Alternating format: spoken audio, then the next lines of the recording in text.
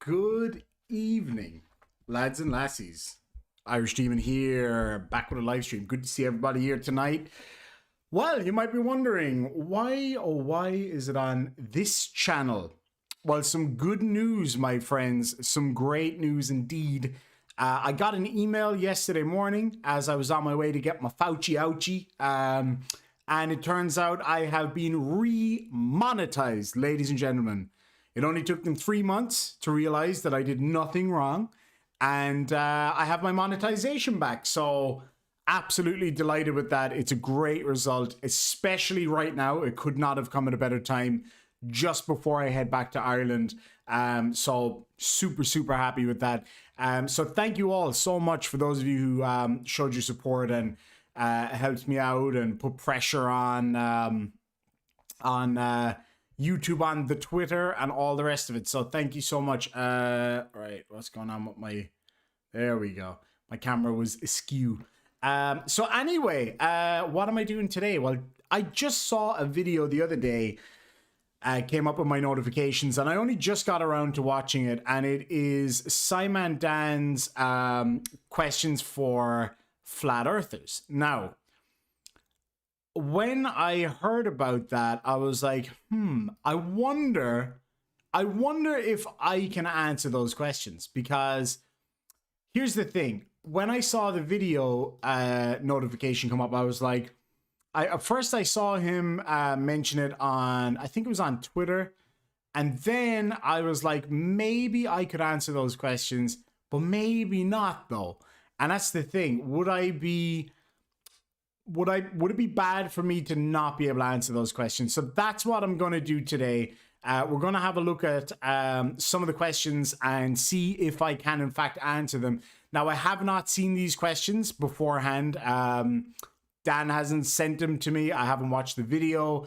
I just left a comment on it earlier today and said I'm going to have a look at these and see if I can answer them. Because I don't know. I wouldn't say that I should be able to, because I'm not a scientist. I don't claim to have a very good knowledge of physics, but I would say that I have a good general understanding. And the way I learn is a bit different. And I think this will disprove a lot of what flat earthers like to say about us, which is that we memorize and regurgitate information that's force-fed to us from schools, etc.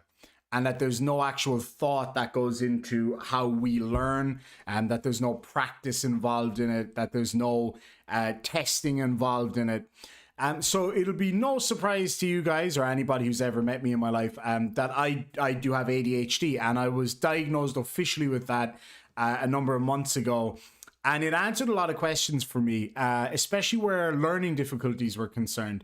I have no problem saying it that, yes, I do have some particular difficulties with learning. There's some certain things that my brain just won't allow me to remember or won't absorb at all. And that happens with certain things, and then other things I'm fine.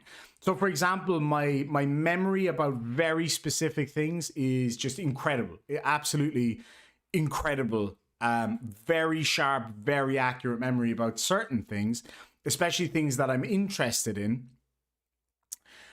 But when it comes to learning, my manner of learning is different to what a lot of people do. So this whole idea of just simply memorizing information is not something that I can do unless it's very specific things that I happen to be interested in, like history and stuff like that. When it comes to mathematics, my mathematical ability is okay, in that I think from a natural standpoint, I'm able to figure out things, but I don't know like equations, or I don't know, like I'm pretty bad at that kind of stuff. And my arithmetic is not great either. So yeah, I'm not very mathematically inclined. As for my education in mathematics and science, my mathematic ability was deemed to be not that good as a teenager. So I actually took foundation maths. I did higher level, I think, in most other things, but I took foundation mathematics because I just wasn't interested. I know I could do it, and anybody out there who has ADHD, you'll probably have heard this in your lifetime. He could have done so well if he just applied himself. It has nothing to do with application. It's just how my brain works. So the way my brain works when it comes to learning things is that I find it easier to, like, if I'm trying to learn how to fix a motorcycle, for example, I will get the bits and I'll go out and I'll try to figure it out by myself first. When I inevitably fuck it up is when I will then go back and learn each individual things, because it's just easier. It's just how I learn. So the idea, as I say, of just memorizing things is not how my brain works at all. Ask Mrs. Demon. I never remember anything. She has to write lists for everything. So yeah, I only remember things that my brain finds really interesting. And that's a kind of a common thing. And I know I'm going off on an ADD tangent here, but it's just to give people an opportunity to come in. But you know, when you think of a person with ADHD, you think of, you know, somebody talking and then they go, ooh, squirrel. And certain people's ADHD does manifest itself in that manner. That's not the way it is for me at all. I'm more like having a conversation. Ooh, squirrel. Squirrels. What do squirrels eat? Google, what do squirrels eat? Videos of squirrels. How many different species of squirrel are there? What was the ancestor of squirrels? And I could spend 15 hours sitting there looking at squirrel related stuff. So, you know, I can hyper focus on things, and then other things, periphery information that my brain deems unimportant, shall not be absorbed. For example, one of the things, and this might sound, and I consider myself to be a reasonably intelligent individual, but it's kind of like Sherlock Holmes in the books. He didn't know that the Earth was a globe, or at least he knew, but he didn't understand the science of it in the books, or was it in the movie? Doesn't matter, because he felt like it was extra information that just simply doesn't matter because it didn't affect his day-to-day life or whatever. So for me, nouns, verbs, and the other one, that means nothing to me. I cannot differentiate between them. So if you ask me a word, I might be able to guess it right, but I don't seem to be able to apply that concept. My brain just doesn't allow me. It doesn't see it as even remotely necessary. Anyway, so we got 40 odd people in here, so I think we can get started here in just a minute. Before we do, I'm going to read out the first returning super chats on the main channel. Thank you so much, Judy Bassett, for €7. And she says, hi, Demon. Good to see you, Judy. Thank you so much.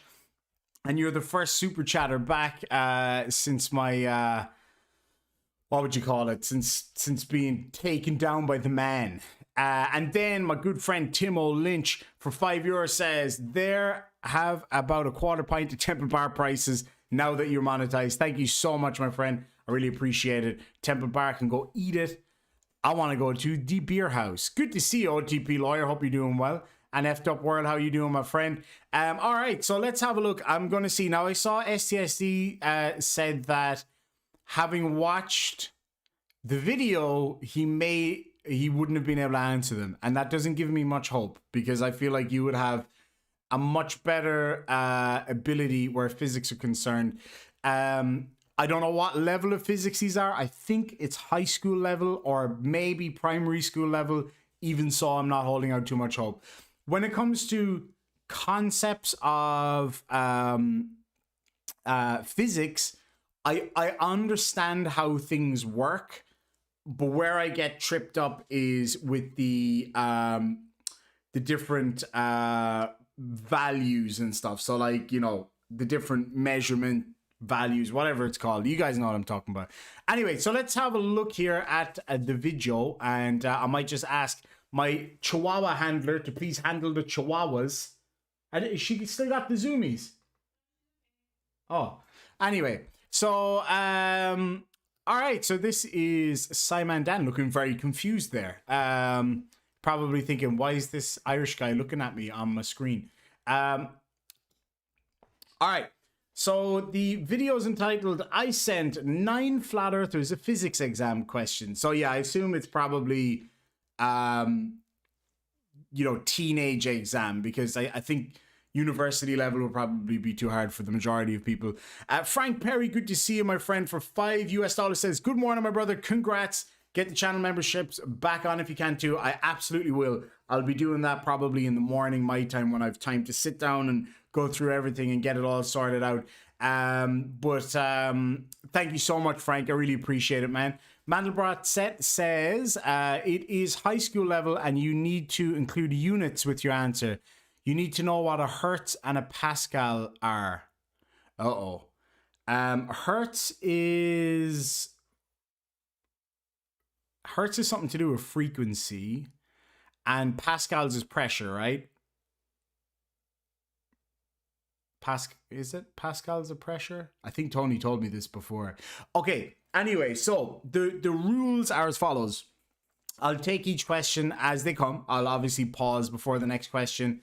I'm assuming he gives the answers in the video. I hope so, otherwise we're all fucked and it's going to be a really short video. But anyway, so I'm going to answer the question as best I can. I am allowed to use a calculator, I assume, because I seem to remember in high school maths I was allowed to use a calculator. Anyway, I'm going to use a calculator because my arithmetic is awful, and if I need to look up conversions, then I think that's fair enough, right? To look up the conversion from one unit to the other, I assume that's probably going to be necessary.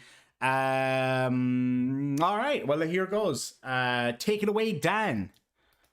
And that often involves quite a large amount of physics. They act as if they know all there is to know about the subject.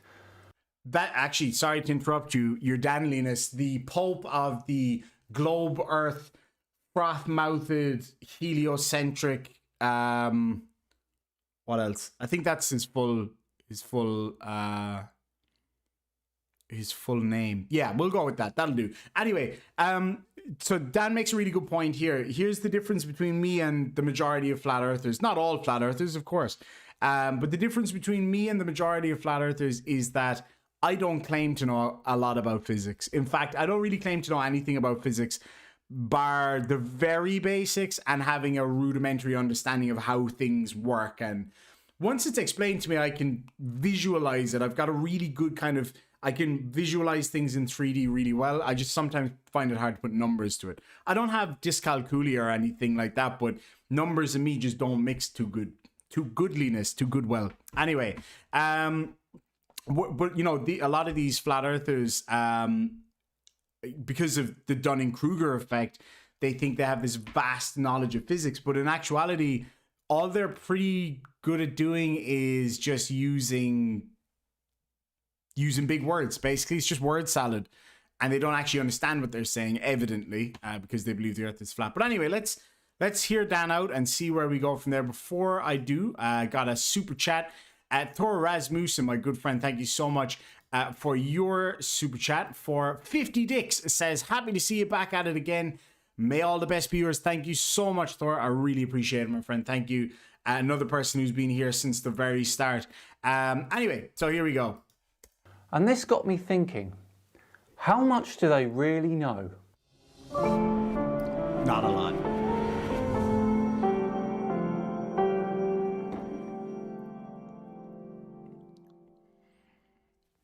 Hello all and welcome along to another episode of Flat Earth Friday with me, SciManDans. Thank you very much for joining me. Before we begin today, a quick thank you to the sponsors of today's video, Surf.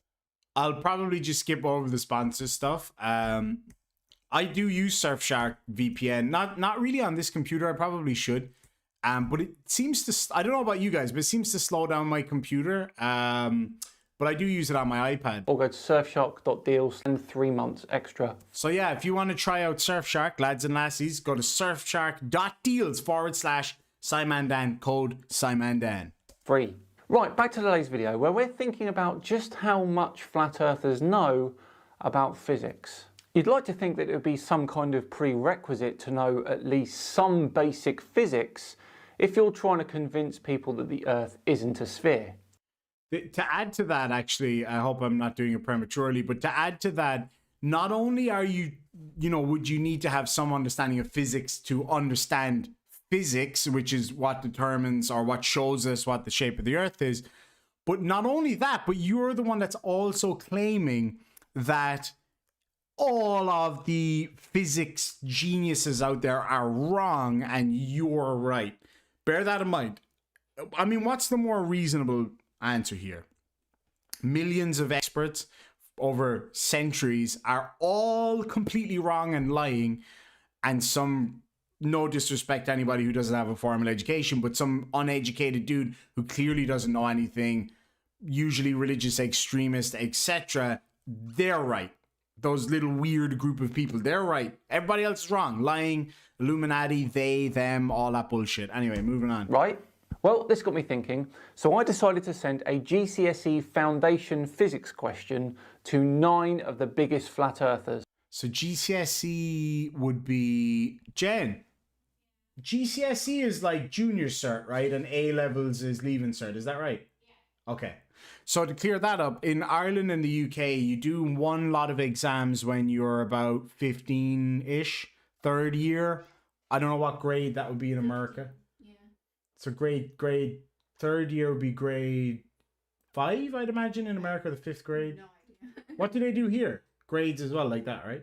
Yeah. We call it year. Yeah, third year, yeah. Yeah, anyway, so it'd be third year. So your third year in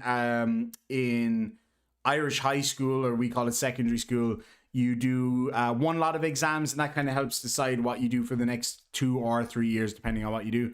And that would be your A levels in the UK or leaving cert in Ireland, basically. So it's 15, 16-year-old age group. GCSEs, by the way, are the final exams that you sit at the end of your school life here in the UK when you're around 15, 16 years old. The foundation tier is for those who aren't expected to achieve higher grades. I was foundation maths. I didn't study any of the 3 sciences that were on offer in my school because I chose metalwork, German, music, history. Did you have to bring that up? I think the people should know. Okay, fine. I'll tell the people then. The boss has spoken, Her Majesty. Okay. I did do science for about 2 weeks. And I got kicked out pretty much for life out of the lab in our school because I blew some stuff up. I would be lying if I said it was an accident. I didn't intend to blow anything up. But I was screwing around doing shit that I wasn't supposed to. And after that, I was kind of not allowed back in science. And then I decided to do German instead for some reason. And I did art. Oh, no, I didn't do art. I did history, German, music, and what was the other one? Home economics. That was awesome. Anyway. So, yeah. So my scientific studies were limited to about a week. And then I blew something up. And then that was the end of that. So I've got no formal education in this whatsoever. Just a reasonable understanding is all. And my understanding isn't based on what other people say. My understanding is based on, you know, looking at the evidence and figuring it out. And again, I might not know the units or anything here, but I'd be happy if I just get the concepts right at least. So let's get this straight. We are talking here about basic physics questions. These should be easy for flat earthers who are trying to teach other people about Earth and, by extension, physics. Now, 6 of the flat earthers did actually respond, believe it or not. Just before His Holiness Dan continues here, I won't be looking at the chat just while we're doing this part because I don't want to accidentally get the answers, and I want you folks to be able to take part in this as well. So yeah, you guys can say your answers in the side chat. I won't be looking at it because I'll be busy trying to cool my brain down from the thinking. This is big for me, by the way, because I don't do tests too good. All right, so anyway, if I don't answer any questions in the side chat, don't worry about it. Ask me after. Back to the story, let's go. But did they get any of the questions right? Let's find out. We'll start with the 3 that didn't reply. I'm going to have a guess that... So I don't know how... Actually, I don't know how many flat earthers... Oh, yeah, 9 flat earthers. So he asked 9 of them physics questions. And, I mean, look, some of them have a basic knowledge of physics, right? Like, you know, a basic knowledge at the very least of the words. But when it comes to these questions, it depends on how hard the questions are, really. Anyway. And we'll answer the questions for them as well. Okay, good. Okay, first up is Bob from Globebusters. Thanks, Bob. A 15-degree-per-hour drift. Thanks, Bob. Thanks, Bob. But now is not the time. I sent Bob this question. Hi, Bob. Water at the bottom of a container exerts a force of 27 newtons. The cross-sectional area of the bottom of the container is 0.009 meters squared. Calculate the pressure exerted by the water on the bottom of the container. Okay. I don't know how quickly he answers the question, so I'll just pause it right now. Okay. So I'll need to go over this again. So the water at the bottom of a container, I'm going to write this down as I go along. The water at the bottom of a container exerts a force of 27 newtons. And the cross-sectional area of the bottom of the container is 0.009 meters squared. Calculate the pressure exerted by the water on the bottom of the container. So the pressure, so it could be, is it PSI or pascals? It would be pascals. So let me just write that down, pascals. So we're trying to find the value, so the amount of pressure exerted in pascals. So the pressure would be the, hold on. So it's the amount of force. So it'd be the area divided by, so it'd be the area of 0.009. So let me just, 0.009 meters squared. And that would be divided by the force of 27 newtons. So this is where the calculator comes in. I think that's only reasonable. So what was it? 0.009 meters squared divided by 27 newtons. And then I need to, hold on, is that right? Or is it the other way around? Hold on. Is it the force divided by the,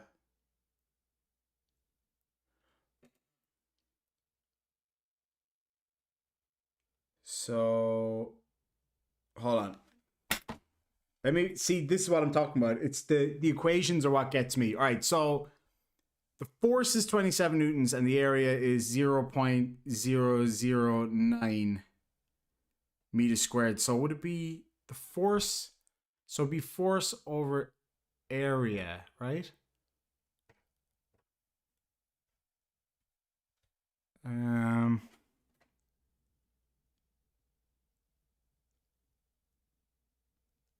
Yeah, so it'd be force over area. So that'd be so the area divided by the force. So it's 0. Let me write this down. 0.0003333. So then I need to convert that into pascals. Is that right? So, oh wait, no, because it's meters squared, right?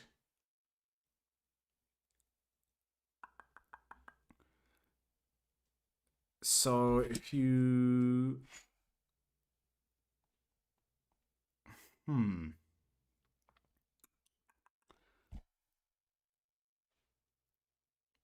oh yeah, okay, I see where I fucked it up here because it's meters squared. I'm gonna look up the conversion anyway. So to Pascal conversion. All right, so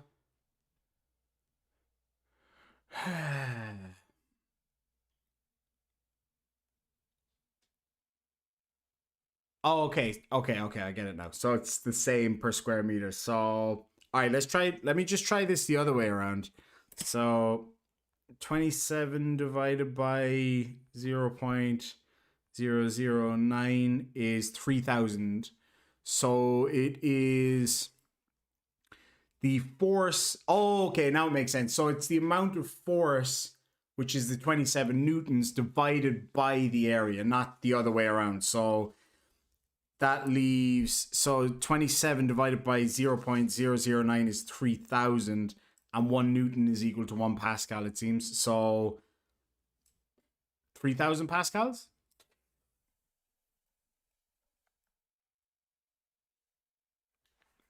Is that right? 3,000. I'm just trying to figure out which one you divide by the other. So, yeah, so it's 27 newtons, which is the force divided by the area. Now, again, I never studied any of this before. I'm just figuring this out for myself. So I'm saying 3,000 pascals.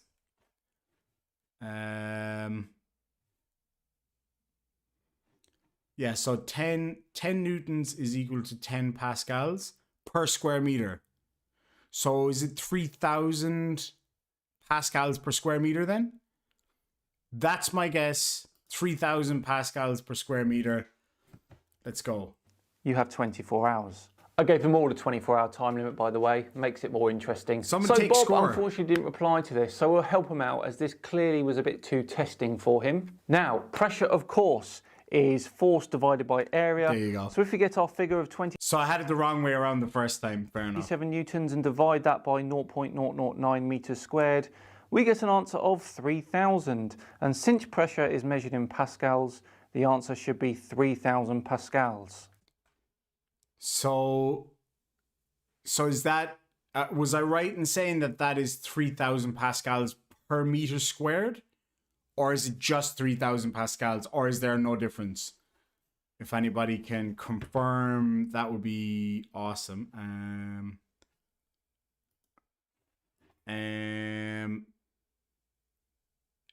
Yeah, I think I was right there maybe, but let me know if people can let me know in the side chat if it is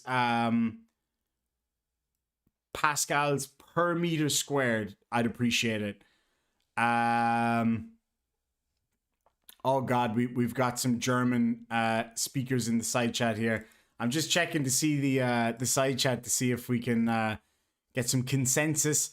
Roy Lou Guten Tag says, Liebe Grüße aus Deutschland. Dankeschön. Vielen Dank. And Timo Lynch says, Grüße zurück. Ich in ja balde. What's that? Ich in... Oh, fuck. I should know that. Jen!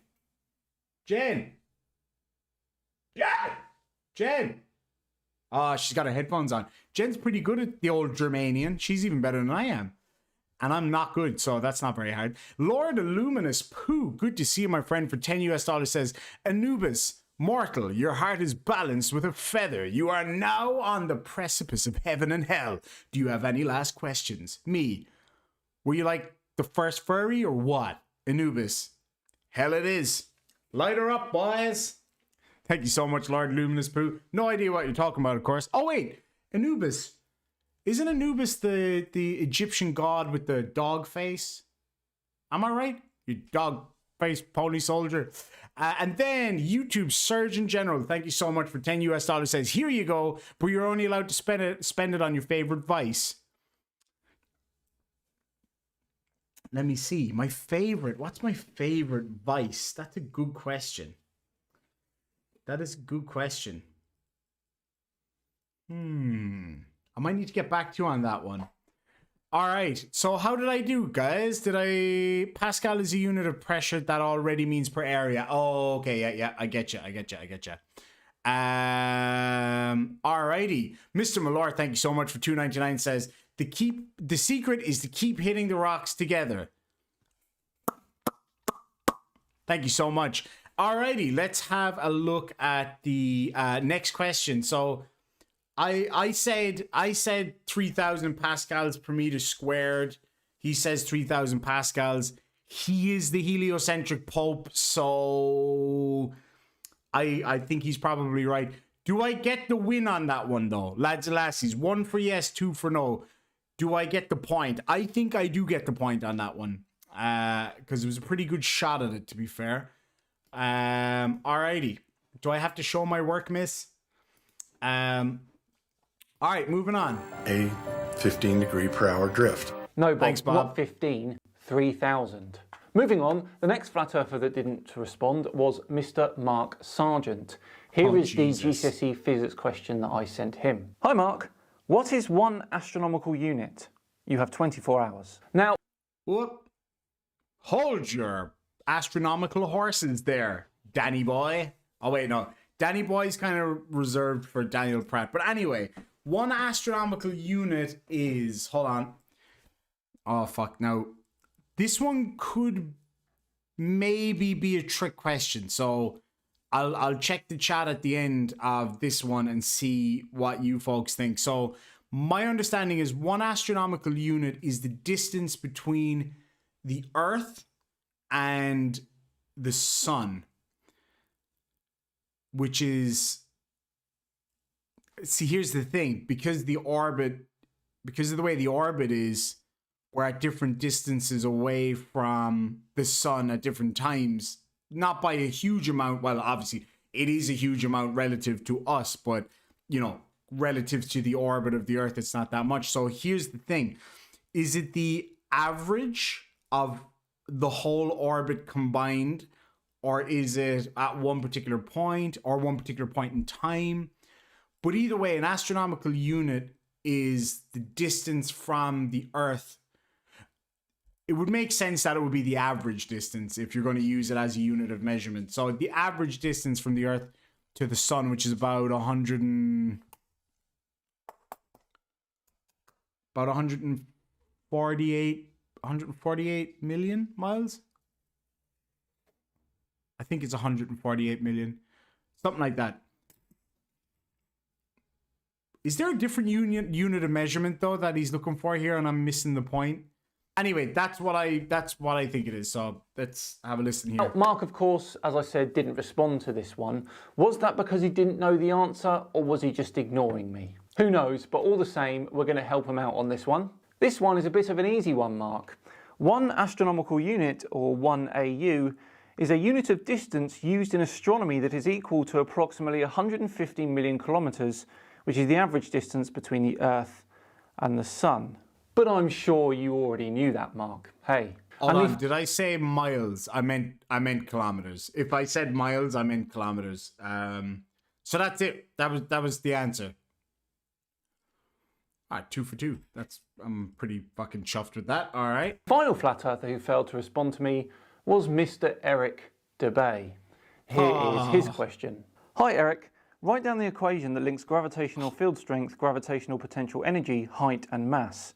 You have 24 hours. Now, okay. Now, I think I'll probably struggle with this one because of it being an equation, because that's not really my wheelhouse, but let's read it again. So he said, hi, Eric, write down the equation. Oh, wait, let me just bring it up on the screen for you. Write down the equation that links gravitational field strength, gravitational potential energy, and height and mass. Okay. So let's break this down a bit. Okay. So gravitational field strength is the amount of, what would you say? The amount of gravitational field generated by an item in space. So, for example, the Earth or the Moon or the Sun has a set amount of gravitational field strength based on its mass, I think. Yes, based on its mass. So what gravitational potential energy is, I think it obviously it's all relative, but I think what gravitational potential energy is the amount of energy an object has, the amount of potential energy it has based on its height above the center of gravity. So, for example, if you held a 1 kg ball of tungsten 10 feet off the surface of the Earth, it would have X amount of gravitational potential energy. If you took that exact same ball and brought it to the Moon, it would have 1/6, and held it at the same height, I think, it would have 1/6 of that potential energy, because the Moon's gravitational, what's it called?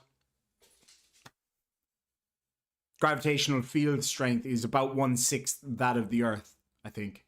Yes, 1/6 that of the Earth. So the gravitational potential energy in that 1 kg tungsten ball would be 1/6 of what it is on Earth. Actually, would it be less though? Because oh no, okay, no. So yeah, it'd be 1/6. So the question is, write down the equation that links gravitational field strength, gravitational potential energy, height, and mass.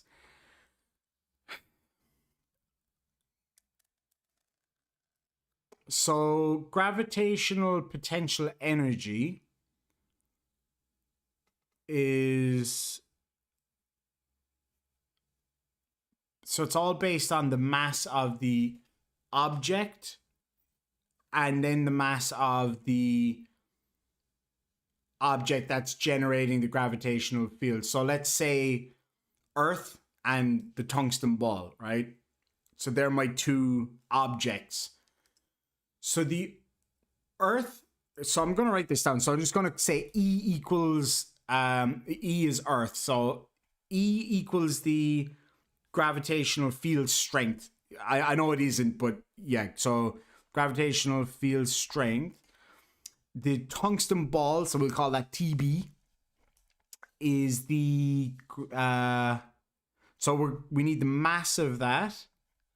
And then we need to figure out the height of that object. So we don't actually need to know what each of those is, because you can apply those after the fact. So in that case, to get the gravitational potential energy, you would need to multiply the mass of the object whose gravitational potential energy you're trying to determine. So that would be, let's say, the tungsten ball, so TB. So you would have to multiply that mass by the, so the first thing that's, so you'd have to multiply the mass of that by the mass of the,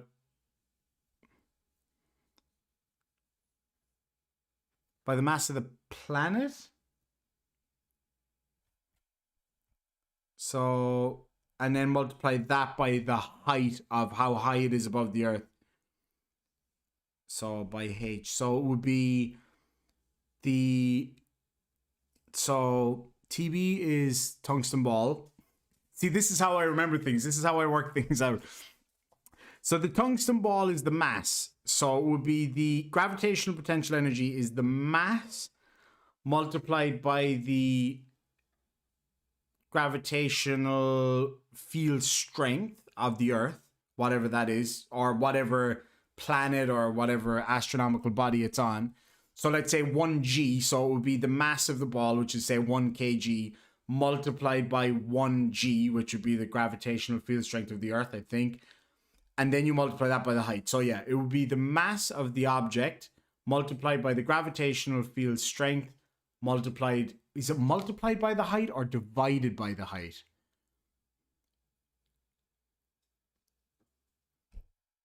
Multiplied by the height. So it'd be mass times the gravitational field strength times the height above that gravitational object, whatever is generating the object. So yeah, I think that's my answer, or some such similar order. So yeah, gravitational potential energy is oh, hold on though. Maybe he's asking for the other thing though. I'm just going to go with that. Gravitational potential energy is equal to the mass times the gravitational field strength times the height. Okay.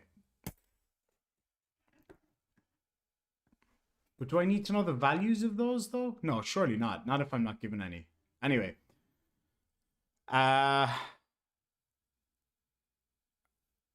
Okay, let's move on. Let's see what he says. Gravitational potential energy, height and mass. You have 24 hours. Now, again, did Eric even see this message, or was he ignoring it because he didn't know the answer? Just for you, Eric, here's the answer to this particular GCSE question. Gravitational potential energy equals mass multiplied by gravitational field strength multiplied by height. But I'm sure you... So,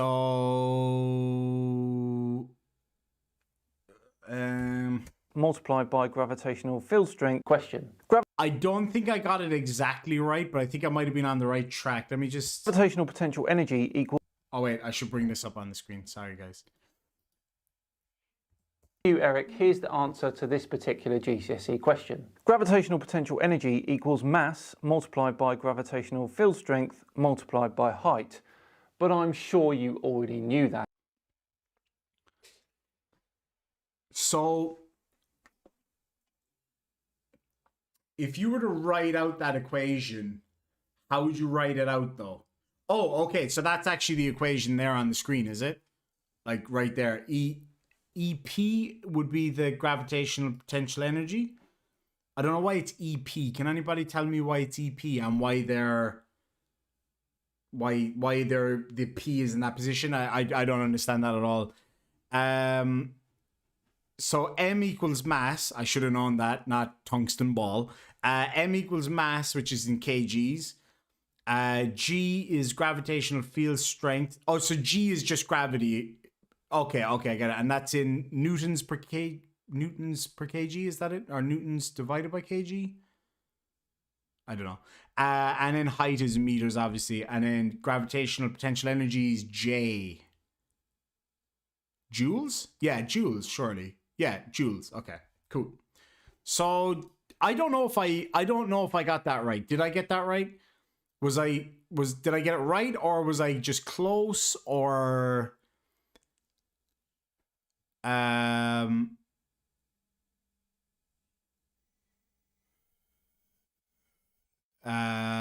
me know. I'm gonna check the side chat. I'm not, just so you guys know, I'm not reading the side chat as I'm doing the test because I don't want to get any cheats. Oh, okay. So the E with the P. So energy is E, and then the P is for potential. Okay, that makes sense. Okay, I get it. So what do you guys reckon? Did I get that one right, or just like almost right? I don't think I'd be able to work out. Oh no, I would. So you would multiply the mass times the gravitational field strength, multiply that by the height, and then you would,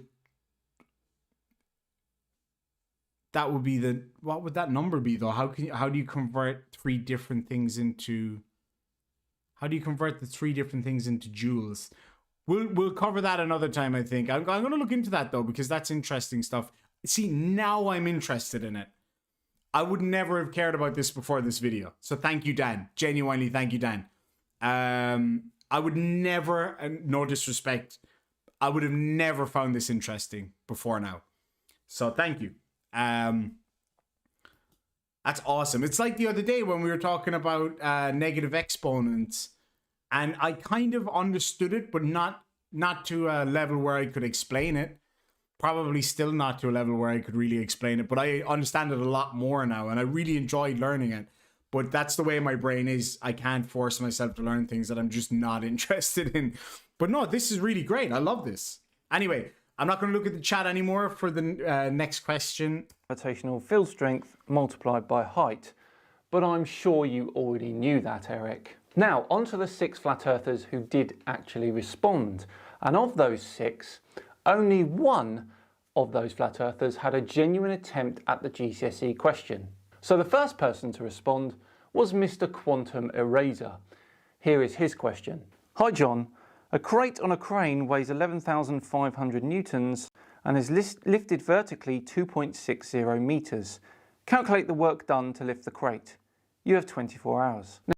All right, let me go back. So, hi John, a crate on a crane weighs 1,100, hold on, I better write this down. So I'm just going to put W as weight. I don't know if that's right or not, but so the weight equals 11,500 newtons. I didn't know Newton was a measurement of weight. Did I? Maybe I did know that. Anyway, so I don't think it really matters though, does it? So it's 11,500 newtons, and it needs to be lifted vertically. So I guess that's height. So H equals 2.60 meters. So I need to figure out how much energy would be exerted to lift 11,500 newtons up 2.6 meters. You just multiply it, right? Would you just multiply it? Yeah, I'm pretty sure you just multiply it. And the answer, because it's energy, would be in, I wanted to say newtons, but it's not newtons, it's the other one. Fuck. Joules. So the answer would be in joules. So 11,500 newtons multiplied by 2.6 meters is 29,900 joules. Would that be right? 29,900 joules. I feel like there's more to this equation than like, does time come into it at all, or like does the amount of time it takes to move the object from one place to the other matter? Because I assume the longer it takes, the more energy it would take, because you have to kind of hold on to it. Or are we just assuming it just goes straight up in one go? Let's just assume it goes straight up in one go. So multiply the weight by the height would be what I would guess. Anyway, I'm going to go with 29,900 joules. 0 meters. Calculate the work done to lift the crate. You have 24. I think I remember doing one of these when I was in high school. This is what I'm talking about. I have very specific, sharp memories about certain things. I think that's what I'm remembering, but I did foundation maths, man. 4 hours. Now, Quantum Eraser claims that he's a man of science and is constantly berating others who he thinks aren't using science correctly. This GCSE physics question should be a cinch for him then, shouldn't it? This was his response. Piss off, booger eater. You can't recover, son. You have 24 hours. Oh. What? That... Maybe not then, QE. Well, for clarity... Is there a way that they could Google the answers? Is it possible to Google... I'm sure there's... But wouldn't you... You'd still have to know the formula, though, wouldn't you? To be able to... See, I just don't get formulae. It just... My brain just is like, I make up my own ones in my head, and it seems to work to some extent. It either works, gets close, or is completely wrong. Like, that's not right. That's not even wrong. Like, wrong fucking universe altogether. Here is the answer to this question, son. Now, work done is, of course, force multiplied by distance. So we just need to multiply 11,500 newtons by 2.6 meters, and we get 29,900. And of course, work done is a form of energy, so that would be 29,900 joules. But I'm sure you already knew that, son. Hey, Jem, will you look up jobs for mathematics teachers? I think I've got a calling here. After QE, I decided to ask his partner in crime. All right, before we go on, let's see what people in the chat said. QE is a man of science, I know, right? Hey, Charlie Welch, how are you feeling, my friend? I hope you're doing well, man. Dogwalk says, no, just type in the question, you'll get the textbook answer. Oh, okay. All right, fair enough. Oh, because they're from a textbook. I gotcha. Awesome. So why didn't they just Google the answers then if it was that hard? Anyway. Yeah, Mandelbrot, I think you're right. I am overthinking them a little bit. I think that's probably what it is. And that's what I do. I find that sometimes I get it right in the first section, and then I just fucking completely taper off afterwards. I tend to do that, all right. Anyway, so let's move on to the next one. Prime Nathan Oakley. Oakley. His response was not what I was hoping for, but here is his question. I can only imagine what his response is. Hi Nathan, a student measured the frequency of a water wave as 5 hertz. Calculate the period of the water wave. You have 24 hours. Oh. Now, this one now I don't know that I can figure this out. So, a student measured the frequency of a water wave at 5 hertz. Calculate the period of the water waves. Fuck. Okay. So somebody explained to me earlier what a hertz was, and I've already forgotten because I was too excited to get into the test. So what do we know? We know that a student measured the frequency of a water wave of 5 hertz. So somebody said that a hertz, I think this is what someone said in the side chat earlier, is the frequency of something over the period of 1 second. Or was it 1 meter? I think a hertz is how many times something happens over a meter. Was that it? Was it over a meter? No, it couldn't be because the distances change. So like radio waves are in hertz, aren't they? Or gigahertz or whatever. So it would have to be time then as opposed to distance. Would it be? So if it's over time, how much time is it? So I think what somebody said earlier in the side chat was that a hertz, 1 hertz, is it a hertz? Oh yeah, 1 hertz, because it's not a plural word. But so 1 hertz is how many times a wave happens, or I don't know if you'd say it happens, or I'm not really sure. How many waves there is in 1 second, I think. So what we're trying to find out is what the period of the water waves. What's the period of the water waves? So it would be how long each wave lasts for. And it's 5 hertz. So is that 1 wave over 5 hertz or over 5 seconds? So it'd be 5 seconds per wave.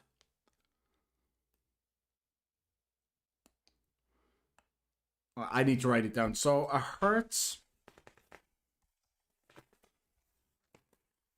So I don't know what the letter for, so I'll just write it down. 1 hertz, I spelled it wrong, equals what? So 1 hertz equals how many sequences, essentially. So how many sequences over a set period of time? And I would imagine it's per second, because it'd be quite fast if it's like water waves. So if it is let's just say it is 1 second. So per second, so per 1 second. So 1 hertz would be 1 sequence of a wave. Or I don't know if it's only waves that it's relevant to. It might be other things too. I don't know, but let's just say 1 wave per second. So 1 hertz is 1 wave per second, and 5 hertz would be 5 waves per second. So you would need to calculate what each of those waves in that second is. So you would divide 1 second by 5 waves. This is probably super easy to most of you guys, but 1 second over 5. So it's 5 waves in a 1 second period. So how long is each wave? See, my brain went straight to multiply 5 seconds, but that doesn't make sense. So 5 waves in 1 second. So you divide 1 second by 5. So that would be 0.2 seconds per wave. And what was the question? Calculate the period of the water waves. All of the waves together would be 5 hertz, which is 1 second. So so all 5 waves take place in one. I'm assuming it's seconds. I don't know. Maybe it could be milliseconds, but I'm gonna assume it's seconds, or at least we'll just take it as seconds because it's not in the question for me. I don't know, so I'll take it as 1 second. So it'll be 1/5 of that for each wave, which is 0.2 seconds. Lock it in. I mean, this one should be a piece of cake for Nathan. But instead of answering the question, he sent me back this. Dear globe worshipping Measure R, you have the rest of your natural born life. Good luck with that. Don't you talk to the heliocentric Pope like that. My question will change your world. I ask it daily, along with a few others you can't answer. Is there... You know what he asks daily, and probably only my British friends will get this one, but Bitty, I want Bitty. Just wrong your final answer on Tulot versus space, or did you need another lifeline? Nope, What? no lifelines. Hold on, Tulot. let's break this down. Is there just wrong your final answer? Well, first of all, and I'm no Englisher, but you used the wrong there. It would be THEY apostrophe RE. Apostrophe? Yeah, apostrophe RE. So they're just wrong. Your final answer on Tulot versus space. That's probably somebody's name that I'm not aware of. But anyway, Tulot versus space. Anyway, so just no answer then. Okay, fine. Versus space, or did you need another lifeline? Nope, no lifelines required from me, Nathan, especially with the questions that you ask on your daily debate show, like, is space real and stuff like that. So just for you, Nathan, here is the answer to your question. Of course, the period of a wave is defined as 1 divided by the frequency, which in our question here is 1 divided by the frequency. So I did it the wrong way around? Did I do it the wrong way around? 5 hertz. So 1 divided by 5 gives us 0.2. Fuck yeah. And the unit is seconds, so our answer is 0.2 seconds. But I'm sure you already knew that, Nathan. Victory dance, followed by victory sip, followed by victory vape. Well, the flat earthers aren't really given... All right. I'm feeling pretty confident so far. That's awesome. Okay. We got there. I think the only thing that I wasn't 100% sure on with that one was the period of time. I think that was the only... I'm pretty sure that was the only part that I wasn't 100% on there.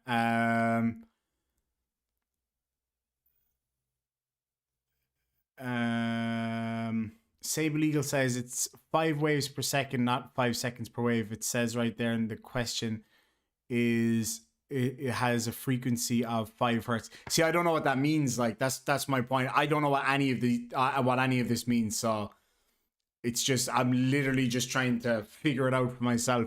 All right. Okay, let's where the okay, let's get back to the next question then, I guess. Show themselves at the moment, are they? Let's remember that these are the guys who think they know everything about physics and therefore are correct on the shape of the Earth. Moving on, the next question I sent was for David Weiss of the channel DITRH. That guy. Here is his question. Hi David, a car has a mass of 750 kilograms. How is the kinetic energy of the car calculated when the car is travelling at 8 meters per second? I know this equation because I'm big into auto racing, so I actually know this equation. And it is half of the mass. Wait, maybe I don't know this equation. Half of the mass multiplied by the velocity squared, I think. But whether or not I can figure that out is the next thing. Okay. You have 24 hours. Hoping that David could answer. So half of the... All right, let's look it up. So I think it is 1/2 of the mass. So half of 750 kgs is 375. So 375 kgs. And it's traveling. So it would be... So 375 kgs multiplied by the velocity squared. See, I think I know the equation, but I've never used it, so I'm not really sure how to calculate it from there. So it'll be 375 over 1 multiplied by 8 meters per second squared. Could be in trouble here. All right, hold on. Well, hold on now. So I think somebody said in the side chat earlier that the squared part didn't matter, or was I might be just making that up. Hold on. So I'll just try this. So 375 kg multiplied by 8 meters per second squared, which would be 3,000. So that would be 3,000 joules. That doesn't sound right. That doesn't sound like it'd be enough force.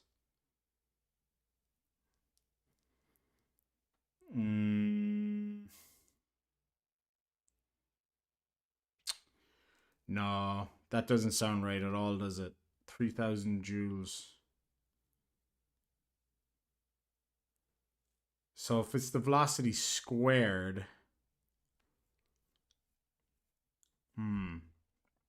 See, my other problem is I'm not really too good at using a calculator, except for the basics. So I am going to do a mini cheat, and I'm going to look up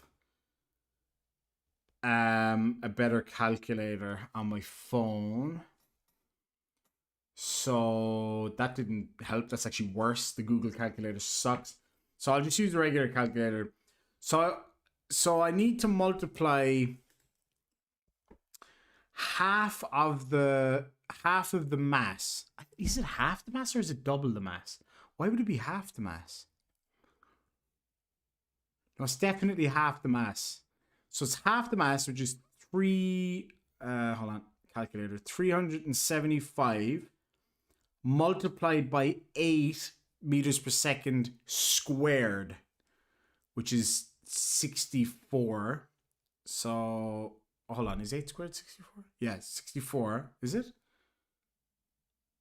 Oh Jesus, I should know that. Yeah, 8 squared is 64, right? You're probably, all the maths people are probably screaming at their screens right now.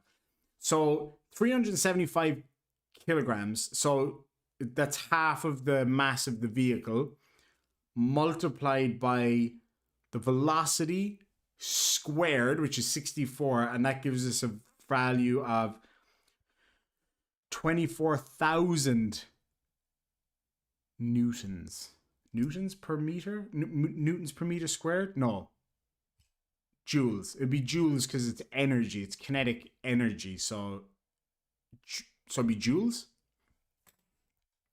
Is it just joules though? See, I'm probably overthinking it again. And the car is travelling at 8 meters per second.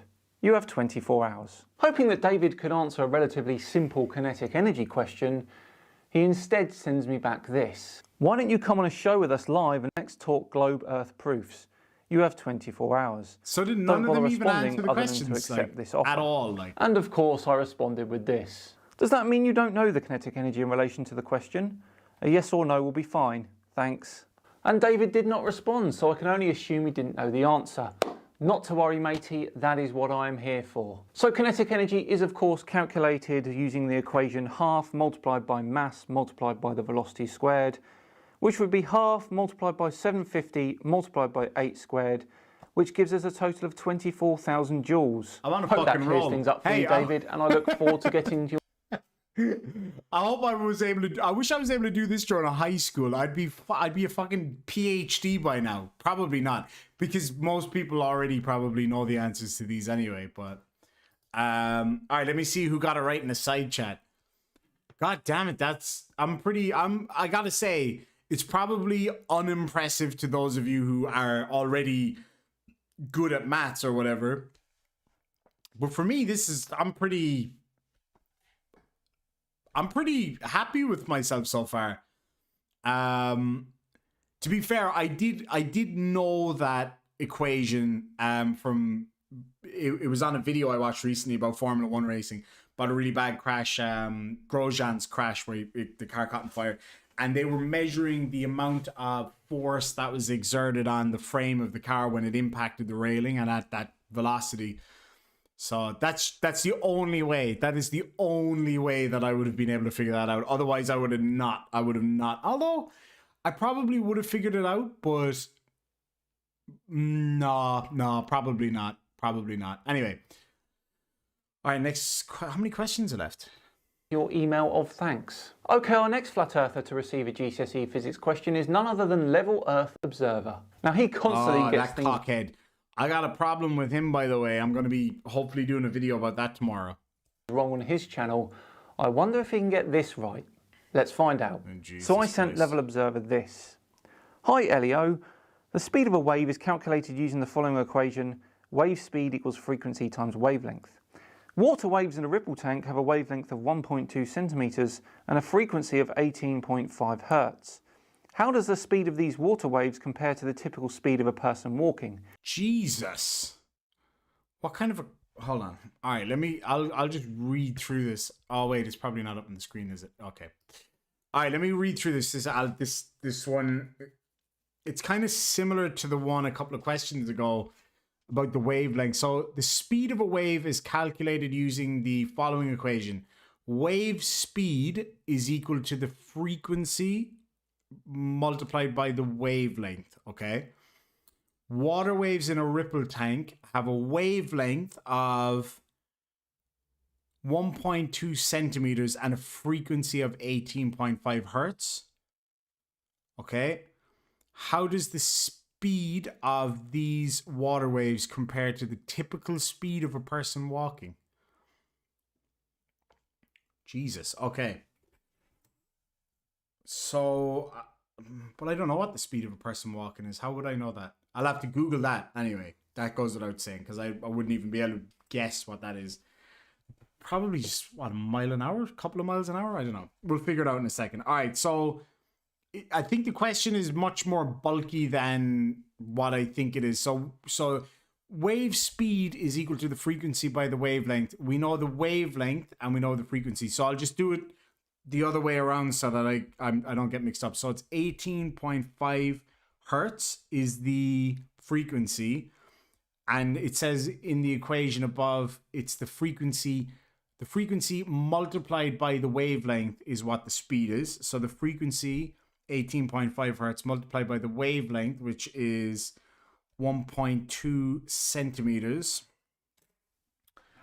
And that should give us a speed. Okay. So that, let me just get my calculator here. I'm sure most of you can probably do this in your head, but 18.5 multiplied by 1.2 is 22.2. I don't know what the value is of that.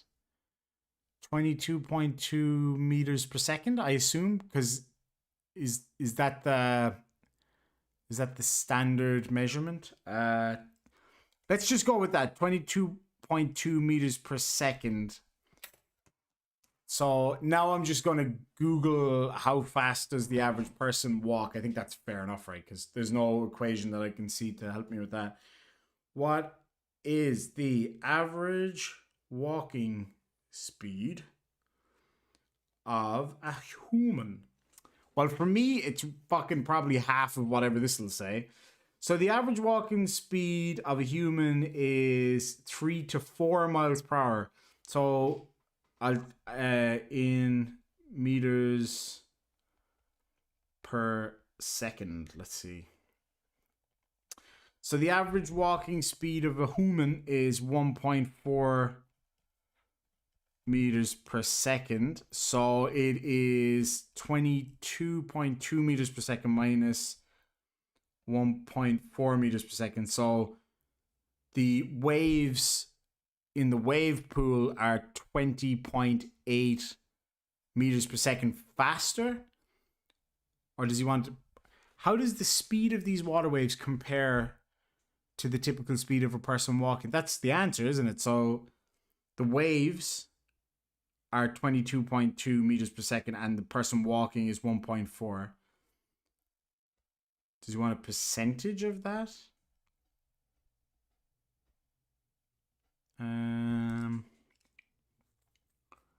Would it be... Is that what he's looking for? A percentage?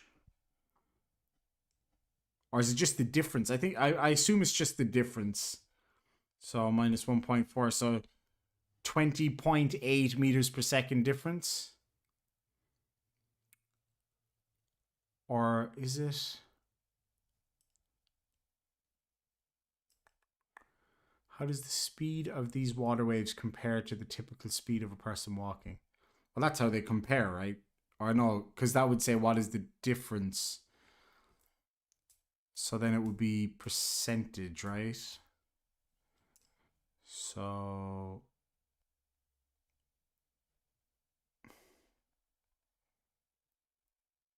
Anyway, yeah, I don't know how to figure that part out, but I think that's close enough. You have 24 hours. Hoping for some sort of response, it seemed that Elio thought that this question was a tad too hard for him, as he sent this back. Did you bang your head? Not even an attempt. Disappointing, Elio. So, as the question states, wave speed is frequency times wavelength. I don't know what that... Oh, that's the wavelength symbol? That's a pretty cool symbol. I like that. That's the first time I think I've ever seen that symbol. Well, knowingly anyway. And we know both, so 1.2 centimeters multiplied by 18.5 hertz is 22.2 centimeters per second. Oh, centimeters per second. Shit. I said meters per second. Ah, bollocks. So I was 100 times out. This is 0.22 meters per second, and the average person's walking speed is about 1.4 meters per second. Okay. I get it. So I needed to divide the 22.2 centimeters per second by 100. I was close though. I was fucking close. So there we go, buddy. Hope that makes sense. That was close, man. I was only 100 times off. That's not bad going at all. Clive Wells says, does 22.4 meters per second seem reasonable? I don't know. How the fuck would I know? I don't know how fast waves go. Should be in furlongs per fortnight. I agree. Let me see. You're sort of on the right track, but a little off. Shit. I knew I was in the right area. But I just didn't know. I thought it was meters per second and not cm per second. Fuck, I was only 100 times off. God damn it. Hey, it's a lot better than that guy who said that space is 17 Tor. Fucking idiot. He was only a few 100 trillion off. But that was pretty close. I had the right idea. I just got the units mixed up. Fuck. Anyway. So close. Shit. Oh. If I'd spent a little bit more time and did what I was supposed to do and what I was thinking of, I probably would have gotten there in the end. Moving on, the next person... I don't know how fast waves are. I don't know how fast the fucking hertz is. I don't know. Sent a GCSE physics questions to is Jeranism. Now, he was the person who famously did this. You have a backup experiment. If you're seeing through that's interesting. this hole, through the next hole, and seeing the light at the backboard, or 17 feet off the water, the Earth is flat. If he's holding it up at 23 feet high and we're seeing the light, well, that's because the Earth's curved. So I should only be able to see it when it's at 17 feet. Okay, go ahead and drive down there, Enrique. You're going to hold the light there, Enrique, how high is your light? 17 feet. I mean, it's as, we don't see you, Enrique. Lift up your light way above your head. Interesting. And for his question, Interesting.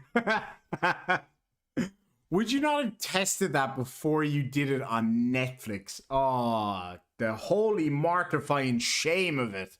he received this. Hi, Jaren. Write down the equation which links frequency, wavelength, and wave speed. Write down the equation which links frequency, wavelength, and wave speed. So that's kind of in the same ballpark as what we were just doing there. So let me look back over what I already wrote down.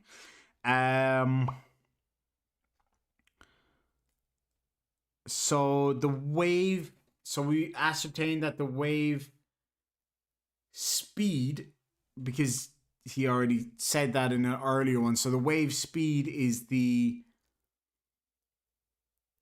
frequency, so the hertz multiplied by the wavelength, and that gives you the speed. Or is it the other way around? Oh no, it doesn't matter if it's the other way around, right? So the frequency is, sorry, the wave speed is the frequency, so the value in hertz multiplied by the wavelength. And that makes sense in my head. I'm not just remembering the equation, but it actually makes sense now. That would never have made sense to me before. But just doing it once or twice and you get it straight away. You have 24 hours. I know what you're all thinking. This is similar to Leo's question I did just a minute ago. And as I stated, wave speed is wavelength multiplied by frequency. That's it. That's the answer. It's yeah, because you can pretty much apply that to all measurement of speed, right? Because speed is, was it time over distance or distance over time? How long it takes you to cover a certain distance. I don't know which way around it goes. I just don't know. But anyway. What we would call a banker. One of the easiest questions in the paper. Surely for a man that knows so much about physics, this should be easy. This was Jaren's response. No idea what you mean. I don't care what the equation is. Not even sure that they're connected. Speed of sound has nothing to do with frequency. Wow, you probably couldn't get more wrong in that sentence. So there may be an equation. Yeah, that even makes sense to me. Anyway. But I don't know, Isn't that literally how the speed of sound is measured? Anyway. Don't give me some time limit either, clown. Who is the next man's name you're having tattooed on your arm? And can you... The next man's name he's having tattooed on his arm is Irish Demon. Name other men, straight men, who have men's names tattooed on them? I can only think of religious people with their Jesus tattoos or crucifix. I've got Odin up here. But you have men's names you never met. Just wondering if your wife knows, and if she does, do you have to carry her purse? I assume that his wife, Mrs. Heliocentric Pulp, would have potentially seen his tattoos at some stage. So yes, I would say is the correct answer. Do I get an extra point for that? You have 44 minutes, Jaren. Okay, a very spiky reply there from Jaren with some very homophobic undertones. That's a real shame, but I don't think I need to say much more here because you've exposed yourself gloriously, Jaren. Thank you. And finally, we move on to our last flat earther where a genuine attempt to answer the question was given. It's from Matt Long of the... So you're telling me out of 9 flat earthers, only one of them even attempted an answer? Channel Woketown and of course the Flat Earth podcast. As a reminder, he said stuff like this before. Now, one of the things you'll never hear a tennis player talk about having to adjust for is the spin of the earth. And this. So here's our tennis court, and as the earth spins that was one of the first flat earth videos that I ever saw, actually. Towards the east, you can obviously see how compared to the center of the court, one side goes down and one side goes up. So he found... What is it with flat earthers and scale, man? He fancies himself as a bit of a scientist. This was his question. Hi Matt, during a car journey the car accelerates from 9 meters per second to 18 meters per second in 6 seconds. Calculate the acceleration of the car. Oh, okay. So The car accelerates from 9 meters per second. So just make a new line here. 9 meters per second to 18 meters per second in 6 seconds. Calculate the acceleration of the car. Okay.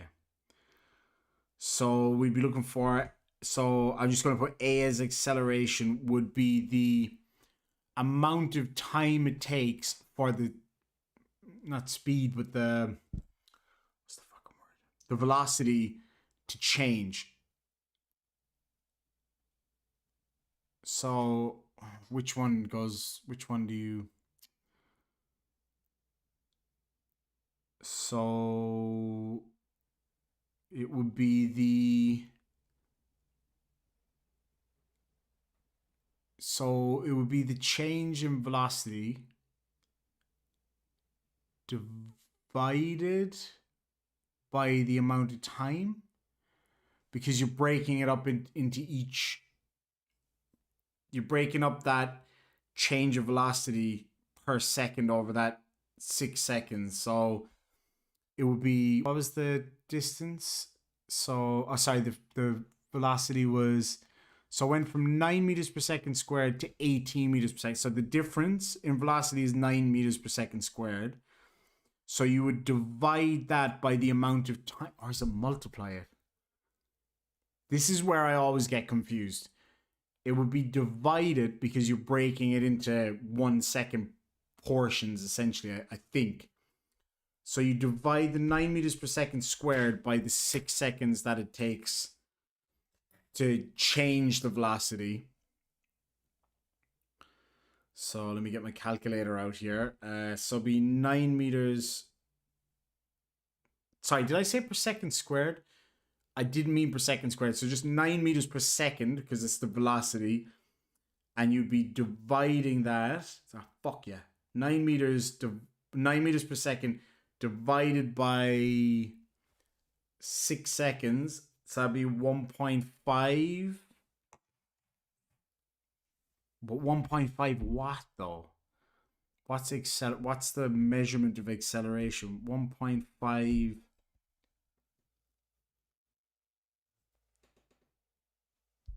1.5 meters per second?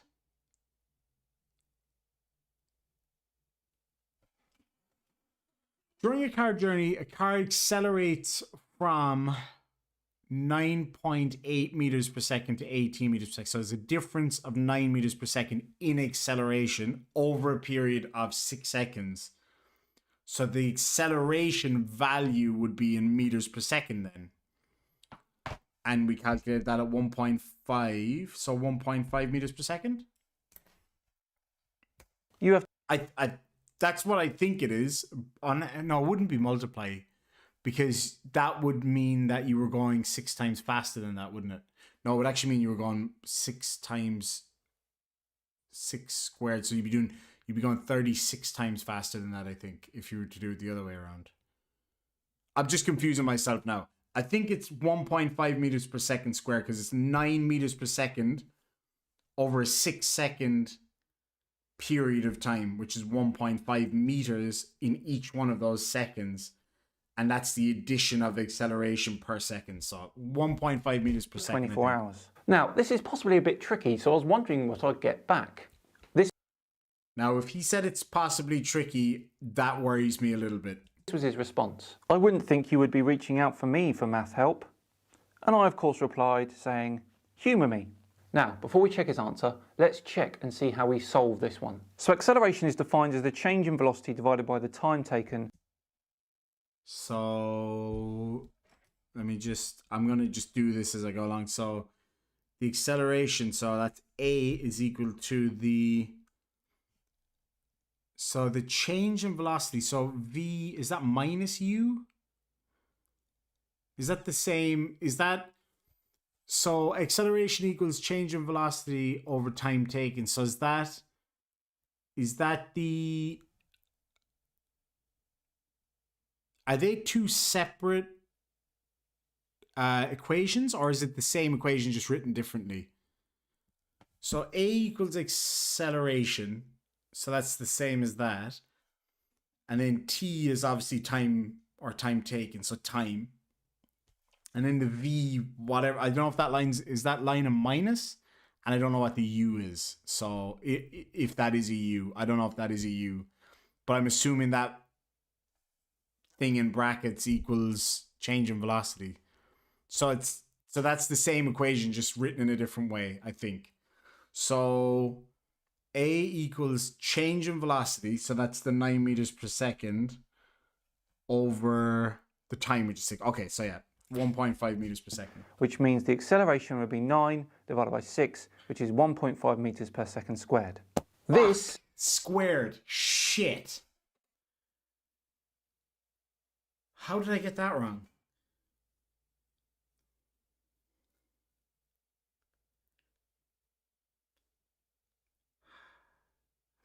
I don't get that. Can somebody explain to me why it's 1.5 meters per second squared and not just 1.5 meters per second?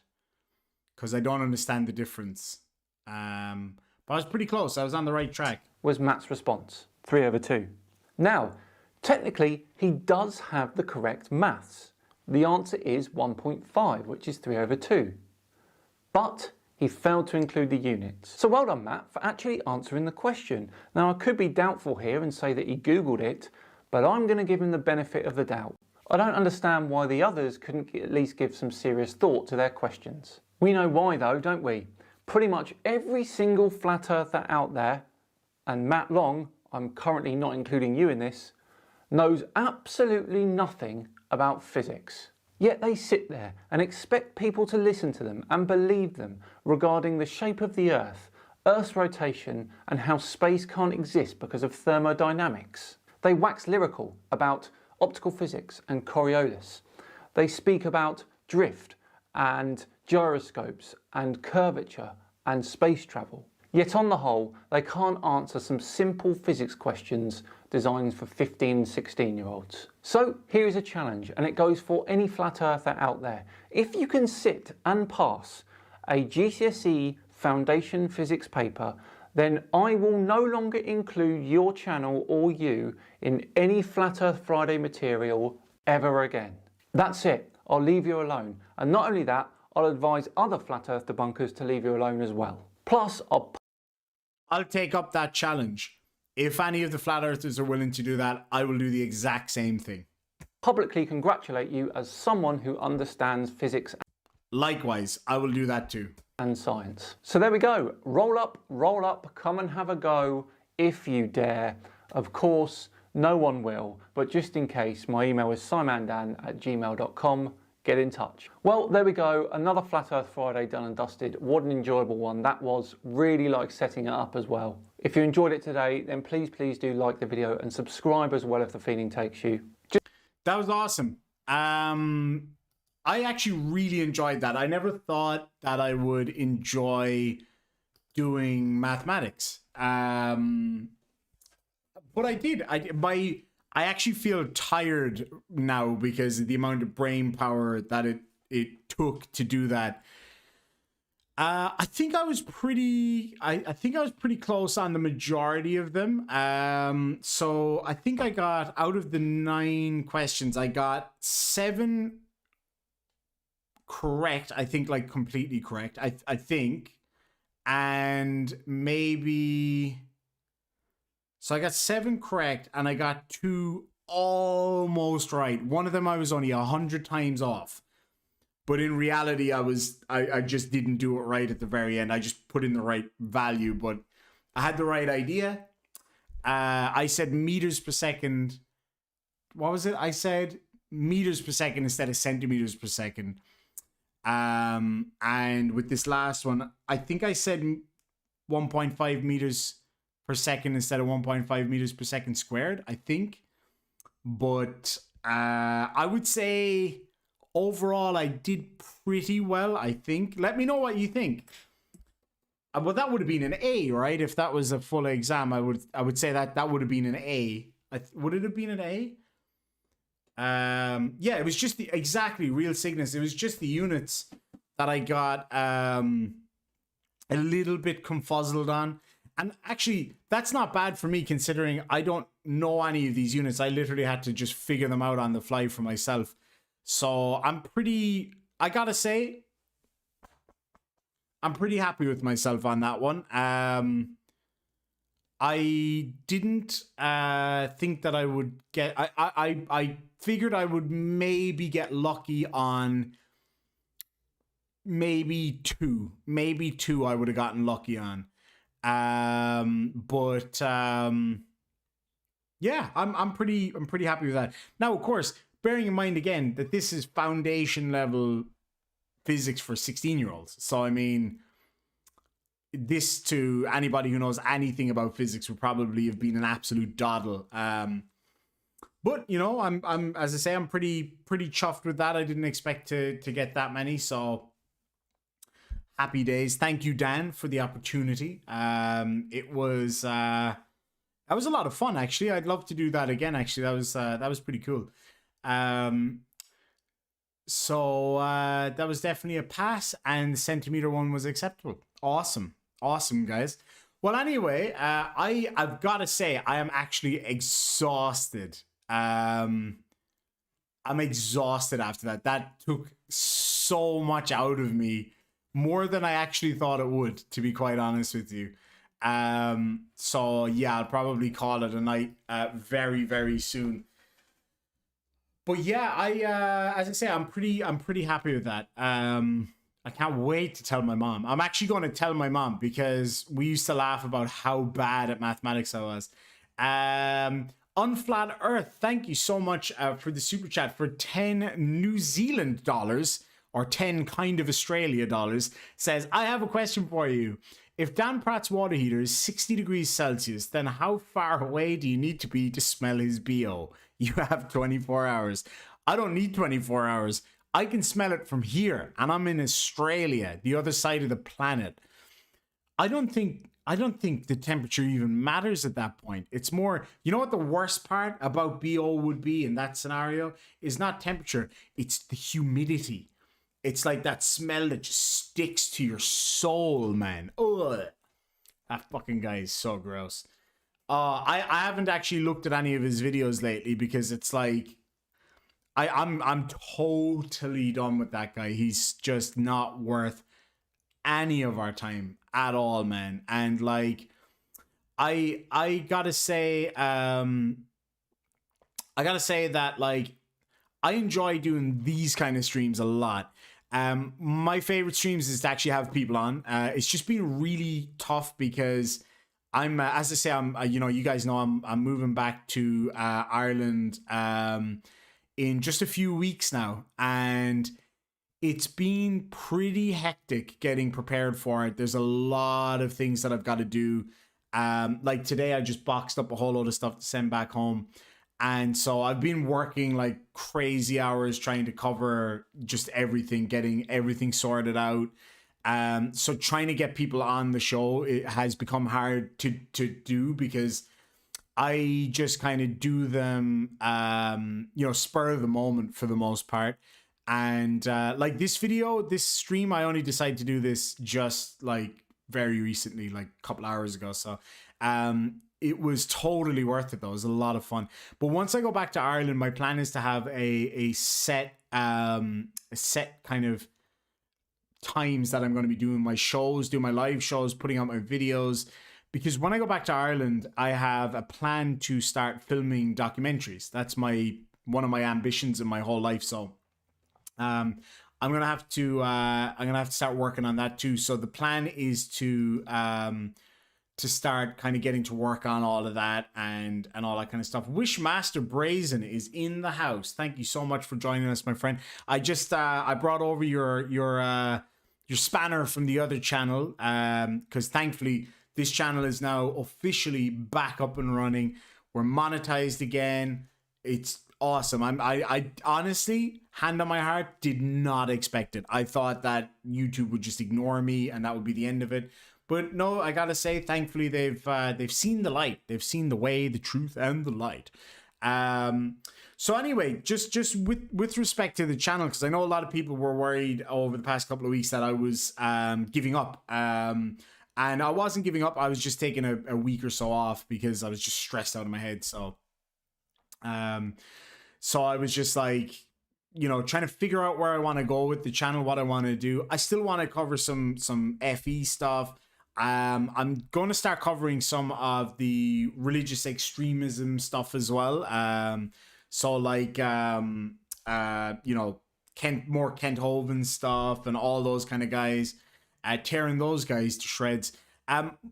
When I spent the last week or so working on, you know, getting my stuff packed away, and like, I just want to say, this isn't me blowing my own trumpet or anything like that. I just want you guys to know that I'm just saying this to explain what I've been up to. So what I've been doing is I've been going around on my motorbike handing things out to homeless people.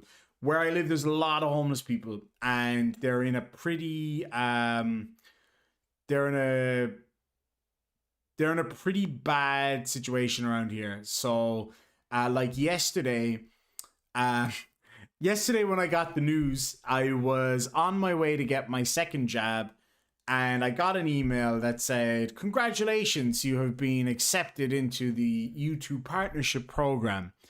They don't say you've been remonetized. They just let you know that you're back in the program. And to celebrate, when I got to the doctor's office to get my jab, there was a homeless guy with no shoes on in the pissing rain, in the cold, standing outside. There's a place here called Chicken Treat, which is it's like a KFC kind of thing. And I was like, right, time to do a good deed. I don't believe in karma necessarily in the way that it's described. I think it's literally just that when you do something good for people, you feel better. And I felt fucking great after it. So I was just like, "Hey man, are you hungry?" And I went in and I got him some food. I just told the guy in there, I just ordered whatever the guy wanted. I was like, "Yeah, just give it to the dude out there when it's done." And they were like, "Oh, cool, man." And then the homeless guy told me afterwards that when they gave him the food that I bought him, because I had to go for my appointment, and, you know, I couldn't wait around for the food to be made. So I just told him to give it to him. And he met me outside afterwards, and he was like, "Oh, you know, when they gave me the food, they gave me like loads of extra stuff, loads of extra food and drinks that were left over or whatever." So when you do good things like that, it tends to, I think it just kind of tends to rub off on people. So that's one message that I would say, you know, if there's anything you can do for somebody else, it doesn't have to be financial. It doesn't have to be anything majorly taxing. Sometimes all people need is just like a kind word or a smile or just a very small gesture. So what I've been doing is I have a lot of clothes that I don't use, and I could just bring it to the charity store and dump it there, and it probably wouldn't see the light of day for years. But our weather's really, really bad here at the moment, and there's people walking along my street with no fucking shoes on, man. No shoes. And that just broke my heart. So, like, I have a box full of boots and shoes and stuff that I've had for the last 5 years. You know, you just gather them up. So every time I go out on my motorcycle, I have my little satchel bag that I wear on my bike, and I just stick a pair of shoes in there, some spare, like, clean socks, and what else did I have? Like deodorant and things like that. I just put them in my bag, and then when I see somebody out on the street that doesn't have anything, I just be like, "Hey man, you want these shoes?" Or hats. I have a fucking ton of hats, as you guys know, so I've been giving away loads of my hats. And yeah, it just feels better than just dumping it at the store or whatever, because you get to talk to people as well. And you know, it's equally as good to give stuff to the charity store and let them make money to help people. But when you can actually go to somebody and go, "Hey man, I can see you're struggling, here's some stuff that might help you," or whatever, I feel better about it. And that might be a bit might be a bit selfish in some respect, because, you know, I feel good about it, and you shouldn't necessarily do charity to feel good about yourself. But if you can help somebody, you feel good, they feel good, and they feel respected, and that's vital. That's something I've learned. Like, I mean, you can just hand somebody $5 or $10 or $20, and I do often, but you know, you just hand them money and you're gone, they're gone, and the transaction is over. You know what I'm saying? And like, the difference is going up to somebody and going, hey man, I can see you need a hat, or I can see you need shoes. So I went home and I got a spare one to bring it out to you.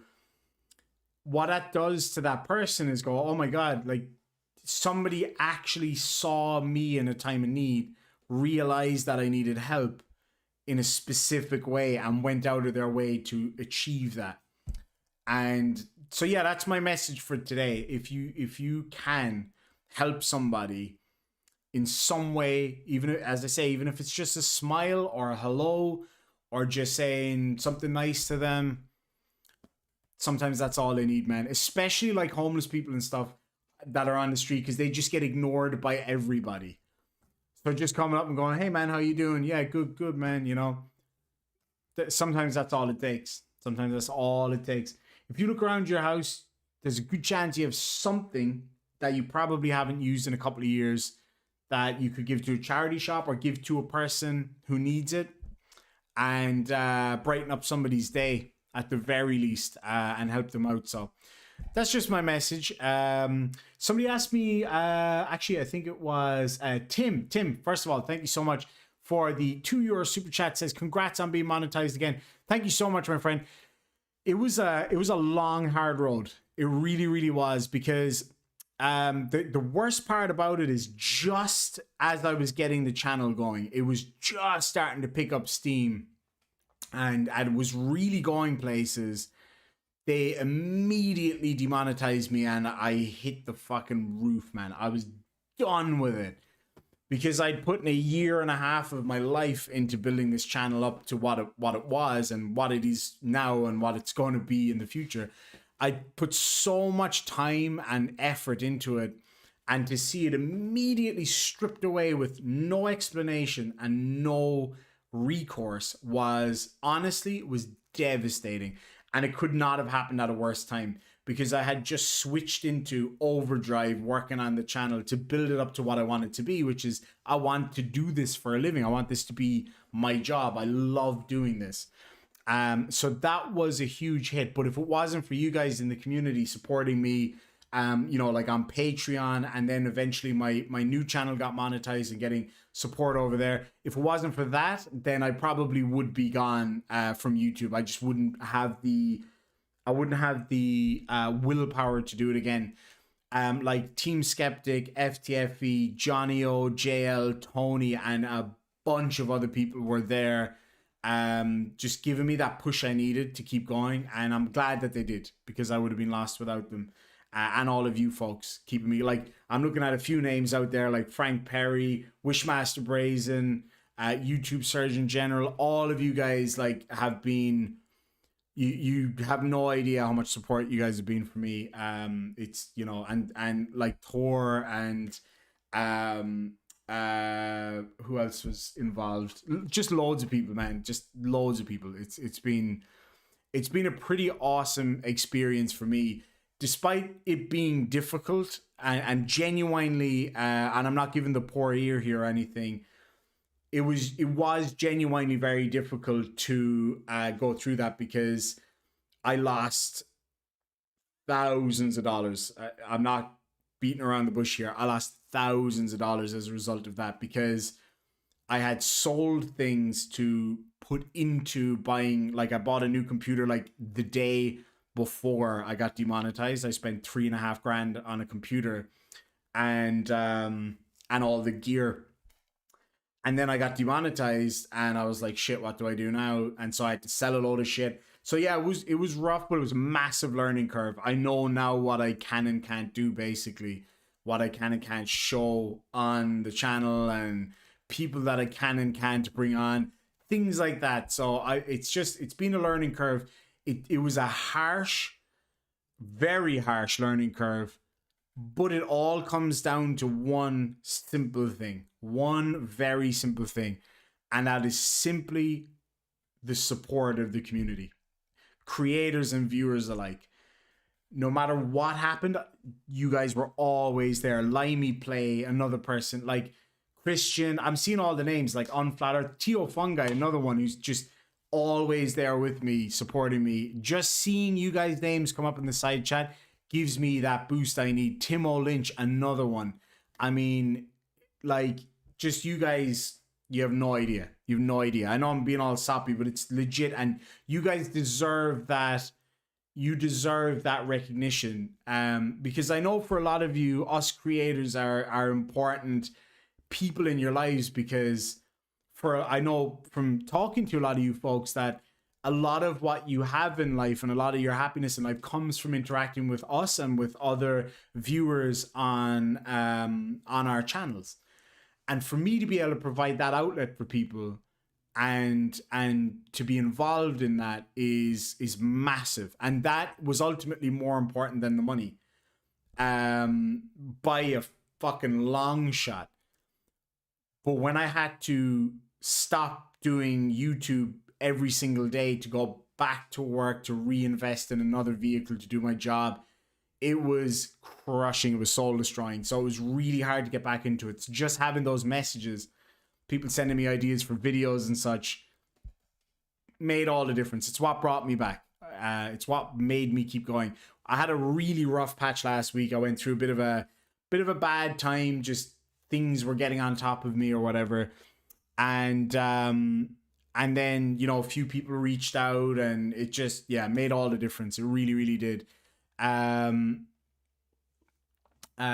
me see. There was one message I spotted. Oh yeah, Timo was talking about doing a documentary about penny dinners when I get home. Funnily enough, one of the ladies that's one of the main ladies at Penny Dinners is a relative of mine through marriage, because I come from Cork, so of course she is. And that is actually something I had an idea to do. It's Penny Dinners is an amazing charity in my beloved city that's been ongoing now for a long, long time, and they provide meals to the community, and it's absolutely awesome. But yeah, man, it's a, you know, it's a tough world out there at the moment. For some people more than others. And I gotta say, I've had it easier than a lot of people have. Like, I've lived in Western Australia through the whole pandemic, so I have never experienced what most of you folks have experienced. And I'd be lying if I said I wasn't a little bit nervous about it when I go back to Ireland. We had a lockdown for the first week of COVID. We had another one about a third of the way through for about 4 days. We had another one about 3 months ago for about 3 days. And then we just got out of another 4-day lockdown. And we still have to wear masks. 69 viewers. Nice. I never miss that. It's like a magnetic thing that draws my eye straight to it. But anyway, so in total, I've been locked down for about 2.5, 3 weeks entirely. No social distancing in stores, no masks, no nothing. So life was as normal. So it's totally different to what most of you folks have experienced. And so I'm a little bit nervous about it when I go back to Ireland, because I don't know the rules. I don't know what the social rules are. So I gotta kind of just stand back and watch what other people do a little bit. So, but anyway, Limey Play, my good friend, thank you so much for 5 of Her Majesty's Royal Pounds. Says, here's a little something to welcome you back to the channel. Keep on doing what you're doing, brother. You make a massive difference to all of our lives. Thank you so much, Limey Play. I really appreciate it, man. And I really appreciate how much you've been a supporter of me and a friend as well. Like, you know, you and I have had some deep chats, and it's been an amazing experience to get to know you and loads of other people in the community. And I can't wait for the lockdowns to be over in Europe so I can ride my bike over to England and go meet some of you folks. And my plan is, once it's all over and done with, I'm going to get the ferry from my home port to Fishguard in Wales, right across Wales. Might be dropping into Swansea to piss around over there for a little while. And then I'm going to go see my brother down in Southampton, and then I'm a free agent for a few days. Want to go visit the barman, want to go visit Limey and a few others. And then I'm going to get on the Eurotunnel down, and I want to go to Normandy. I want to check out Normandy. 69 viewers again. Nice. But anyway, lads and lassies, I am going to get out of here because it is gone midnight and Mrs. Demon will not be pleased if I spend the whole night up making videos again. But rest assured, the live streams are back and regular. And actually, it's got nothing to do with the monetization because I had that on the other channel anyway. It's more to do with the place I'm in right now. I feel so much better. That stress is kind of gone. Now, I have a stressful day. This day next week, I have my motorcycle test, my higher level motorcycle test, and I just found out that the weather on that day is 80% chance of rain, which usually shouldn't bother an Irishman, but for a motorcycle test, bit shit. But nonetheless, I'm going to try ace it. I didn't pass the last one, but fingers crossed I will pass this one, and I can go home with the correct license once and for all. There was a massive fuck up when I moved to Australia.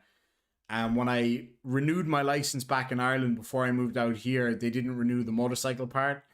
And so, because they had switched the system of how they registered motorcycle licenses. And when I came here to switch over to get my motorcycle license, I had to start from scratch. So I didn't bother. And now I wish I had bothered. But anyway, time to go. Lads and lasses, thank you so much for joining me. I had a lot of fun tonight. It is fucking good to be back on the original channel.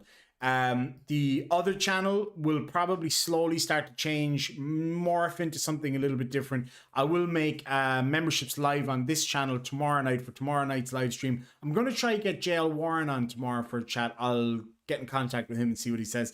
But anyway, lads and lassies, without further ado, thank you so much. I appreciate you joining me. You all have a fantastic night and sláinte. Take care.